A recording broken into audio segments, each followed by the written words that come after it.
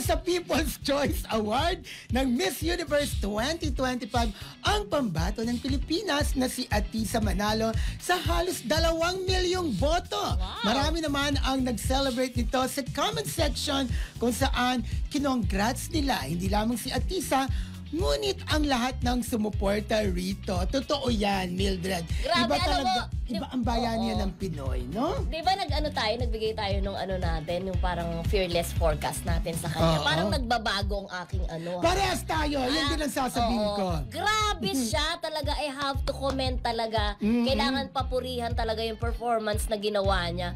Especially nung kanyang national costume. Ito yung sinasabi mo sa Oo. preliminary Itong competition. preliminary. Tsaka yung rumampa siya sa kanyang evening gown. Totoo ka, Grabe naman yun. Mildred, sinasabi ko sa inyo, di ba? Oo. Sabi ko, naku, baka nasa ano lang Yes. siya. Kasi akala lang natin mainin. Pero nung rumampa siya sa prelims, nagbago ang aking pananaw at sinasabi ko na ngayon na Yes, may may chance laban. po siya na maging Miss Universe.